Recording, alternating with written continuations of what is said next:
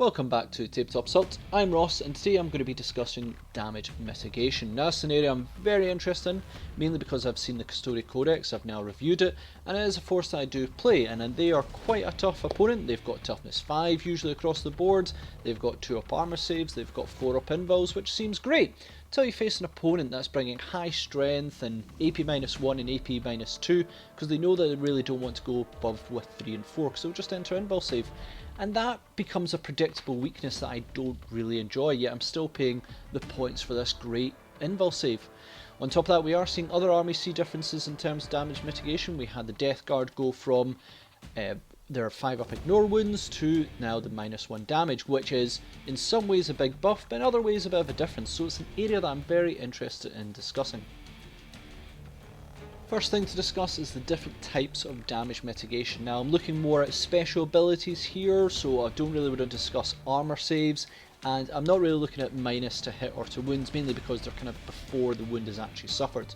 So the first prominent one is invul saves. This is the most common one you'll see after an armor save. Basically this prevents you from suffering damage if it's, for instance, you've got an armor save and then you've got an invul save. It's eventually when an AP becomes so high, the invul save will kick in. Or if you've got extremely low armor, the invul will just always apply.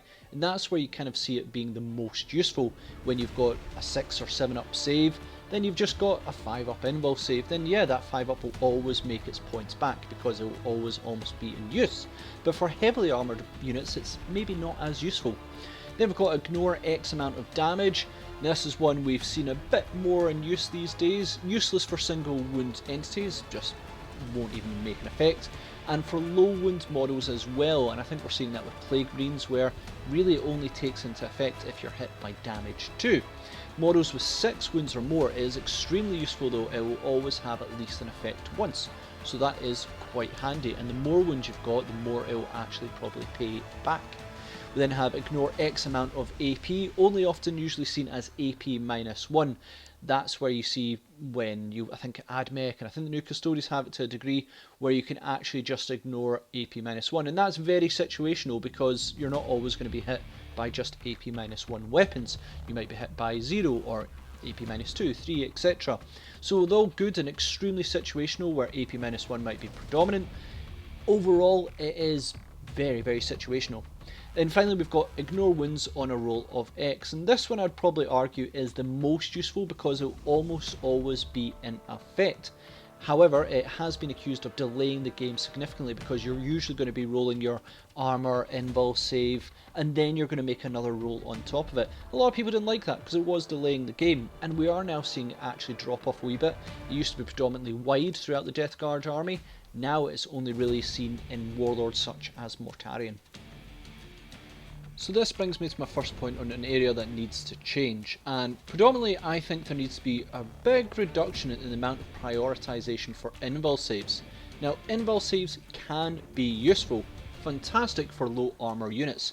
Chaos Demons, Witches, think Witches only get it in combat, and Harlequins, fantastic, they're never getting an armour save, so that invul save really protects them through more or less either their abilities, say the warp or their skill, from being hit by weapons, and this can also affect like the AP of weapons. Generally you want to hit them with huge amount of shots but low AP. Kind of makes sense. However, it is almost entirely wasted when you put an invul save on heavier troops. Not always, but to a huge degree. Now the examples I give here are Adeptus Custodes on average have a 2-up armor save and a 4-up invul. This means for the 4-up invul to be truly effective, they have to be struck by an AP -3 weapon, because an AP -2 brings them to their 4-up save naturally, and AP -3 brings them to a 5-up, which then the invul will kick in. And although there are many, AP -3 weapons out there, AP -1 and 2 seem to be far more prevalent, and when you're facing Custodes, it can be tailored and exploited. Now even more is Terminators. Now I do play Chaos Space Marines, and we don't get access to Storm Shields. They have a 2-up save and a 5-up invul, and I think this is even worse here, where it requires AP -4 weapons to be in effect, because AP -3 would bring them to their 5-up normal save, and AP -4 brings them to their 6-up save, which the 5-up invul kicks in.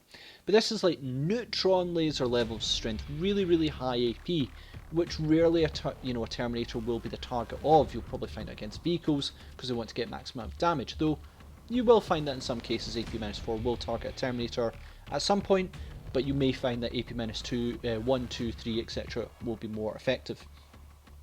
So the user is paying points for a rule that I would argue isn't in as much effect. Sure, there may be times where you're hit by, there might be some AP minus 4, 5 and 6 weapons that hit these units, but I just think that it's not being used enough and you're paying the points for it. So my suggested solution is that armour reduces incoming AP by 1 to a minimum of 0, thus allowing the points paid to always almost have an effect. Unless you're hit by an AP 0 weapon, then it isn't actually paying an effect, but then you've got your 2-up armour save.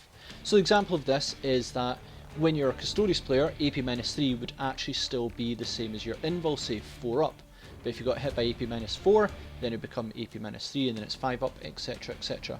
The point is that then your ability will be paid throughout the game. AP minus 1, 2, 3, 4, 5, 6 will always be in effect, rather than just a 4-up invul where you have to be hit by AP minus 3 for it actually to be useful, and even more so for Terminators without Storm Shields. Now, I have to say I'm biased in this one. I am a Custodes player, and I am a Chaos player with a lot of Terminators, but it's just an area in terms of having high armour and then an invul save that I just found easily countered and abused by players, and it's not so ideal. I just think that having that minus 1 AP to the actual AP of incoming damage would be very, very useful.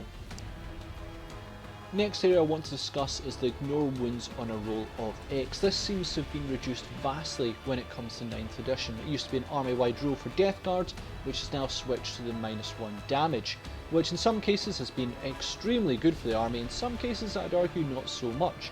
Now we're seeing the ignore wounds on a roll of X has been reduced and seems to be more for HQs and individual units rather than being army wide, but we still see it in a few units here and there. Now this used to allow about each point of survivability, so say you had save on a 6+, it was a 16.67% of extra survivability, and on those percentages it wasn't very good. On a 5+, it was 33%, and that was very, very good. And if you ever got to 4+, which I don't think they ever introduced into 8th edition, and I fully agree they shouldn't have, it was a 50% chance to ignore any incoming damage, which was crazy, crazy good, so I'm glad that it never got introduced. But 5-ups seemed to be that big sweet spot that did very, very well. Now, Death Guards, as I said, are the notable change here. Their units have now gone to the minus 1 damage, and for most part it seems to be useful and really, really good, especially if you're facing an army that is predominantly 2 damage, such as Custodes.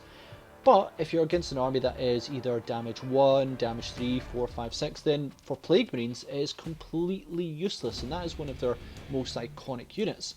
When I'm playing Death Guard now, I'm now actively sort of avoiding Plague Marines because 1, their uses are not so great, and 2, there's easy ways around their damage ignoring abilities. Terminators with their 3 wounds seem to actually really benefit from it a lot, because then they are ignoring 2 and 3, which is quite good.